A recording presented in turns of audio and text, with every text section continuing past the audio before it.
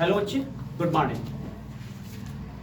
आज के लेक्चर में हम लोग अलजबरा डिस्कस करने वाले क्लास में।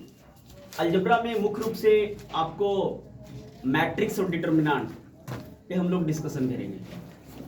मैट्रिक्स डिटर्मिनेंट आपने प्रीवियस ईयर में भी पढ़ा है, जैसे आपका 12th क्लास का हो उसमें भी पढ़ा है, और डिफरेंट एंट्रेंस टेस्ट में यहाँ पे मैट्रिक्स और डिटर्मिनेंट्स के क्वेश्चन होते हैं। वो भी क्वेश्चन को हम लोग यहाँ पे देखेंगे। और मैट्रिक्स एक ऐसा चीज है जो एनआईटी नीमसेट वाले एग्जामिनेशन में होते ही होते हैं इससे क्वेश्चन। साथ ही साथ एनडीए का पेपर बैठो तो मैट्रिक्स से क्वेश्चन होते हैं। आईआईटी जेईई मेंस एडवांस में बैठो इससे क्वेश्चन होते हैं।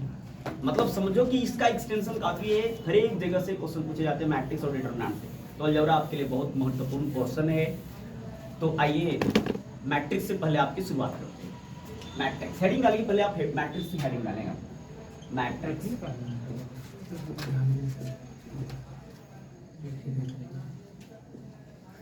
Matrix algebra, right of this. Matrix क्या है पहले जानेंगे। Matrix collection of element. Matrix क्या है डिफिनीशन में देखेंगे। पहले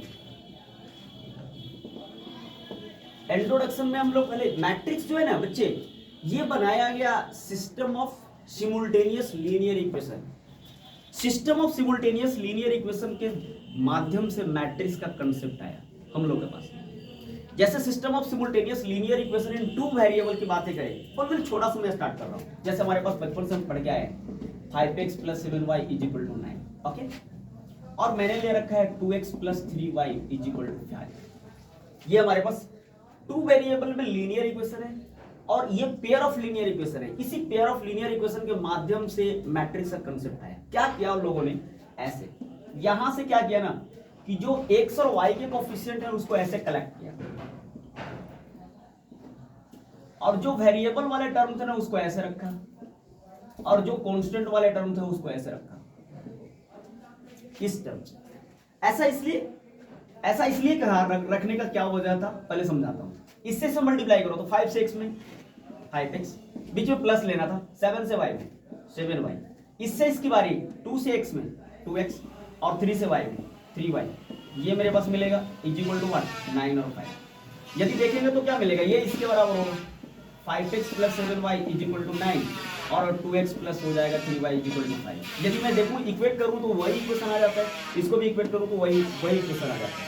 तो हम कह सकते हैं कि पेयर ऑफ लीनियर इक्वेशन के माध्यम से हम लोग मैट्रिक्स पढ़ते हैं।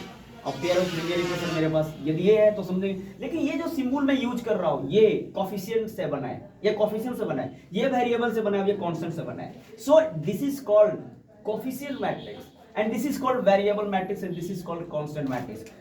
For this system we use a symbol. This is a, this is variable matrix, so this is a x and this is b, and this equation is said to be, इस equation को हम लोग बोलते हैं matrix equation. ax = b, where a is coefficient matrix, x is variable matrix and b is a constant matrix, okay. तो यहां से आपको यह समझ में आ रहा है कि ax = b होना एक मैट्रिक्स इक्वेशन का है। इसको क्या कहोगे आप, मैट्रिक्स इक्वेशन।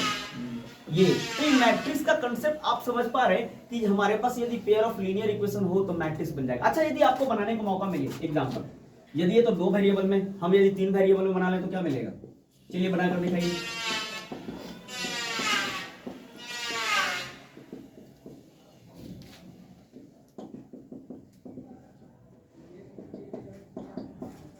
चलिए बताइए क्या आएगा। इसलिए a का वैल्यू क्या लिखोगे, बोलो। a is what is this? 3 9 5 3 11 1 1 1, okay. What is x? X is what? x y z and 6 12 b is what? b 6 12 11। ये a को क्या बोलते हैं आप बताइए, कोएफिशिएंट ना, कोएफिशिएंट। एक कोएफिशिएंट मैट्रिक्स है। अच्छा, बी y को क्या बोलते हो, वेरिएबल मैट्रिक्स ना, क्या बोलोगे इसको, वेरिएबल मैट्रिक्स। और इसको क्या बोलते हो आप, कांस्टेंट। ये कांस्टेंट मैट्रिक्स है। ये पूरा खाका जो मैंने तैयार किया है ना, x इक्वल टू बी, ये इक्वेशन को हम लोग बोलते हैं मैट्रिक्स इक्वेशन। क्या बोलोगे इसको? Matrix equation. क्या अब आप समझने की कोशिश करो, आप जब भी मैट्रिक्स पढ़े हैं ना बच्चे, तो ऐसा फॉर्मेट बनाए हैं, लेकिन आपको ये नहीं पता कि आखिर बना कहां से। क्या कभी आप सोचा था क्या कि कहां से बन रहा है? कोई भी टीचर आता था, वो आपको ऐसे करके ऐसे लिख देता, बाबू ऐसा ऐसा होगा तो मैट्रिक्स होगा, बट आज तक नहीं पता चला कि बना कहां से। आप खुद से डालते हो क्या, घर से लाते हो ये नंबर? अब तो आपको पता है कि साहब ऐसा रहेगा ना तब हम ऐसा लिखेंगे, अदरवाइज नहीं लिख पाएंगे।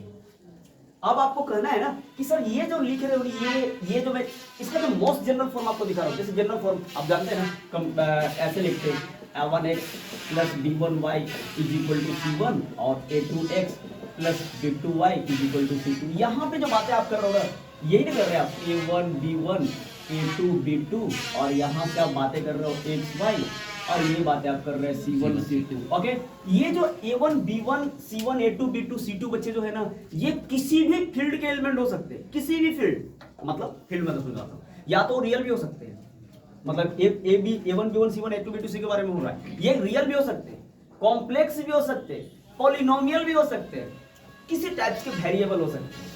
क्लियर है ना? इसीलिए मैंने बोला कि A1 B1 C1 A2 B2 C2 comes from any field.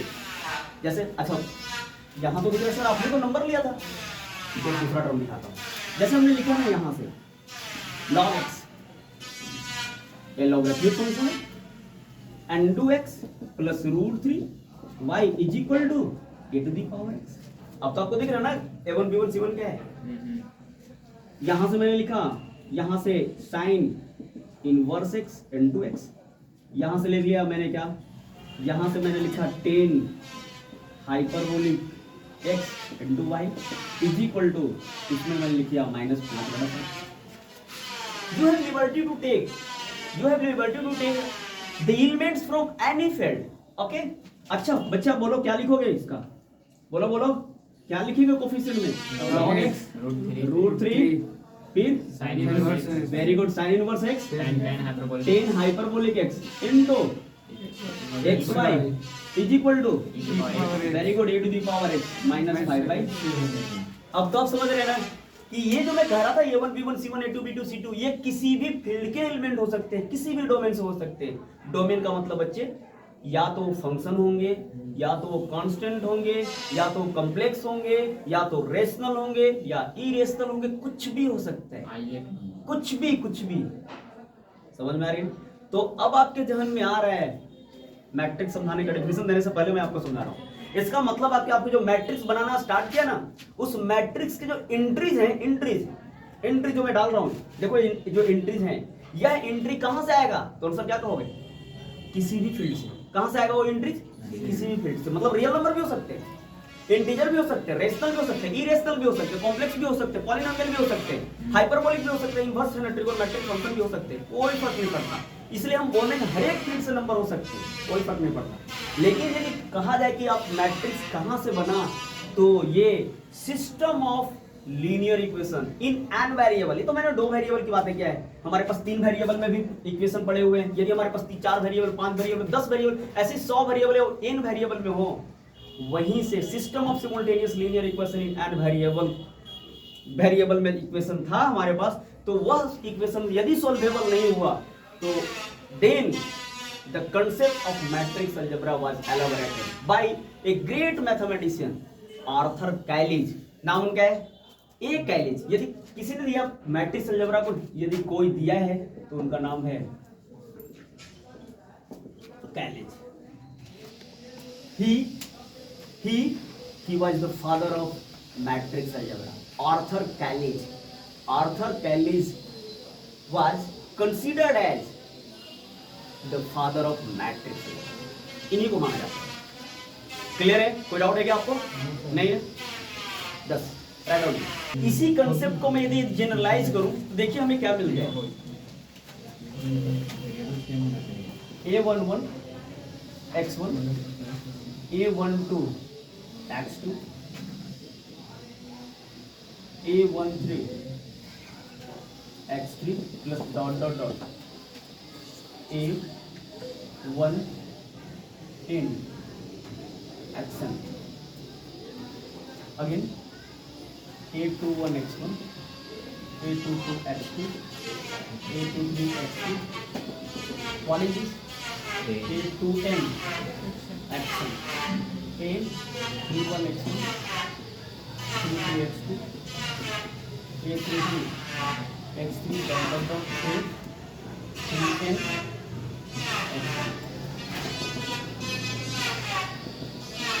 इसके इक्वल टू लिख सकते हैं AN1 B2 B3 B3 लिखा हुआ है dot dot dot dot what is this last में क्या होगा AN1 AM1 M1 x1 AM2 x2 AM3 x3 plus dot dot dot last में AMN amen yes sir action equal to B yes sir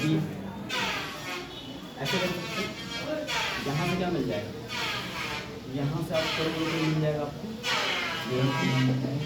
A equal to इसी को पूरा ऐसे लिख लेता हूँ चलिए बताइए क्या मिलेगा A11 A12 A13 dot dot dot A1 A21 A22 A23 dot dot dot A31 A31 A32 A33 dot dot dot A3n last में AM1 AM2 AM3 finally AM2 what is this x1 x2 x3 dot dot dot xn is equal to बोलो बोलो b1 b2 b3 dot dot dot bm what is this sir here इसका नियम क्या है process का नियम क्या है ये प्रोसेस बस वही सारे कोफिशिएंट का कलेक्शन है ये सारे वेरिएबल का कलेक्शन है ये कांस्टेंट का कलेक्शन यहाँ लिखा गया है लिखा जाएगा आपको this is a this is x this is b where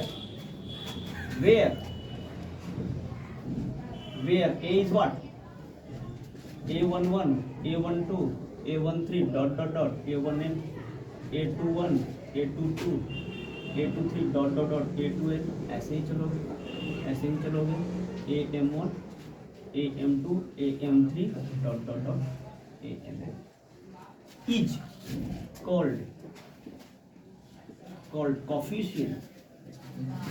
coefficient matrix x is what yes sir x1 x2 x3 dot dot dot xn is called variable matrix and b is what b1 b2 b3 dot dot dot bm is called a constant okay clear है ना Yes, sir. collect this fast write down this is the system of simultaneous linear equation in n variable so we write in the matrix form in this way this is a this is x this is b so this is called coefficient matrix this is called variable matrix this is called constant matrix okay write down तो अभी हम लोगों ने देखा क्या matrix का representation देखा कि मैट्रिक्स कैसे रिप्रेजेंट होता है तो मैट्रिक्स रिप्रेजेंट करने आपको आ गया अब बच्चे उसमें देखना है ना कि मैट्रिक्स में रो कौन होता है कॉलम कौन होता है तो आइए देखते हैं मैट्रिक्स में रो कौन है यदि आप कोई मैट्रिक्स ए ले रखा है जैसे हमारे पास 5 है 7 है 2 और 3 है तो बच्चे ये देखोगे ना ये जो ऐसे जो हॉरिजॉन्टल एरे जो चल रहा है हॉरिजॉन्टल एरे इसको बोलते हैं ये हॉरिजॉन्टल एरे है तो ये जो हॉरिजॉन्टल एरे जो मिल रहा है ना इसको आप बच्चे बोलेंगे रो दिस इज ओके तो हमारे पास दोनों रो मिल रही है और यदि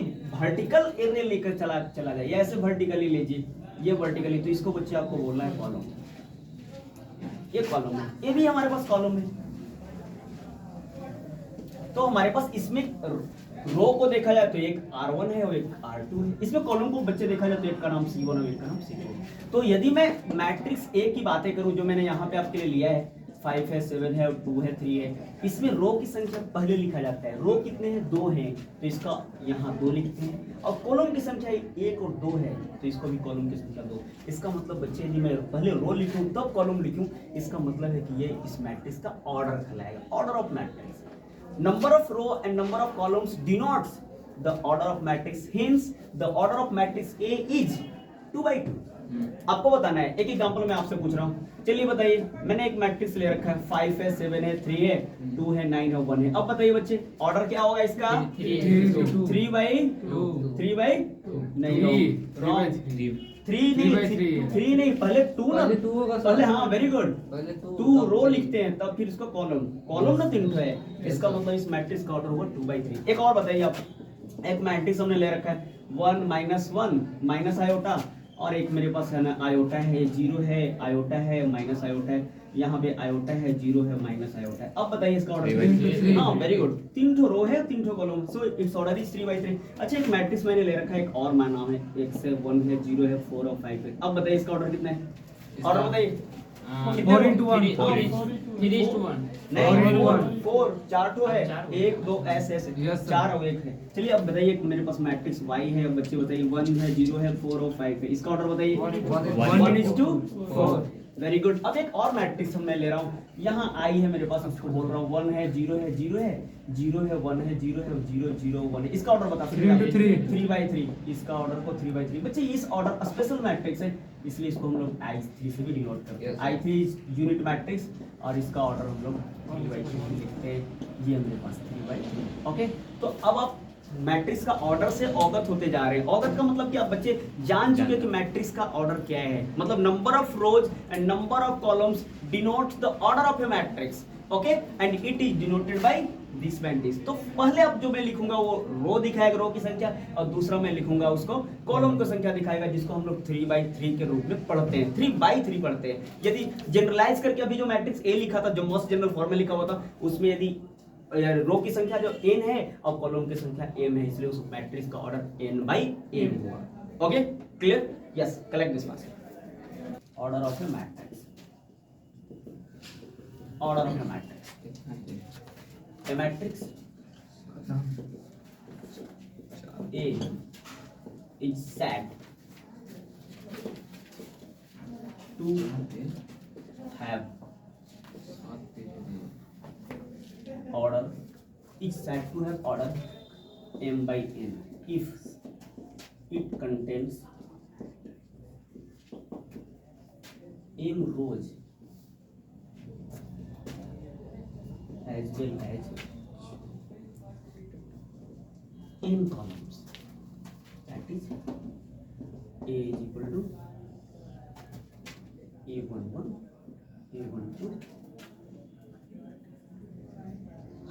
A13 dot dot dot A1 n, A21, A22, A23 dot dot dot A2 dot dot dot AM1, AM2, AM3. So its order is M9. Okay. Which year तक कर दी?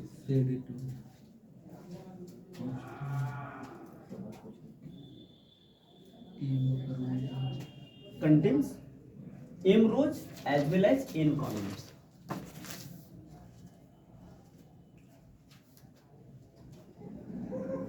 अब हेडिंग डालना है हमें, types of matrix.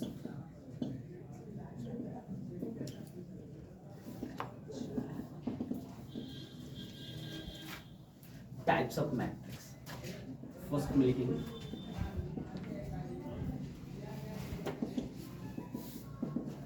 Row matrix. Row matrix सारी चीजों से आप अवगत पहले से भी है, मैं चाहूंगा कि सारी बातों को एक बार रिकॉल कर लूं। आइए, रो मैट्रिक्स जिसमें एक रो हो, केवल एक रो हो। A matrix which contains only one row is called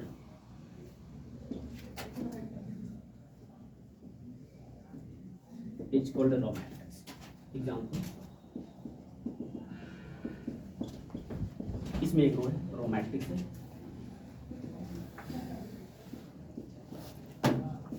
ये भी रो मैट्रिक्स है, ये भी रो मैट्रिक्स है, ये भी रो मैट्रिक्स है। समझाइए समझे। यस, यदि देखा जाए यहाँ तो केवल रो की संख्या कितनी है? एक है। Yes. रो की संख्या कितनी? एक। तो जिस मैट्रिक्स में केवल एक रो हो उसको रो मैट्रिक्स बोलोगे। इसमें रो की संख्या कितनी है? एक है, इसलिए रो मैट्रिक्स है। एक रो है इसमें भी, रो मैट्रिक्स। इसमें भी केवल एक रो है, so it is row matrix. Yes. Clear? Yes. Right on this. Ready है सर? हाँ, यस। कॉलम मैट्रिक्स क्या होता है बच्चे? A matrix which contains only one column. वह मैट्रिक्स जिसमें केवल एक और एक कॉलम हो। कॉलम का मतलब ठीक ऐसे वर्टिकल लाइन एक हो। अब देखिए आपके पास कौन कौन से एग्जाम्पल हैं, एग्जाम्पल लिखा रहेगा। कॉलम होना चाहिए, ये देखो, जैसे हमने क्या लिखा, एक मैट्रिक्स ऐसे लिख दिया 1 2 3। बताइए कितने कॉलम है इसमें? एक कॉलम है ना, Yes, sir. इसलिए it is column matrix. Y बताइए, मैंने लिखा है एल एम, कितने कॉलम है? एक, सो इट इज कॉलम मैट्रिक्स। मैंने लिखा है एस, बताइए इसमें कितने कॉलम है? एक। Yes, sir. वहाँ पे is called column matrix. Is called है, right right right right, is called है कॉलम मैट्रिक्स। कॉलम मैट्रिक्स, हाँ, इसको इरेज कर दिया हमने। कॉलम मैट्रिक्स एक कॉलम मैट्रिक्स का एग्जांपल हो। क्लियर है ना? Right on this. रेडी। ठीक है बच्चों, तो आज लेक्चर को मैं यहीं रोक रहा हूं। ठीक, मिलते हैं कल के लेक्चर में आपसे पुनः इसके आगे टाइप्स ऑफ मैट्रिक्स के साथ। तब तक के लिए thank you so much for being with you. All the best, thank you so much.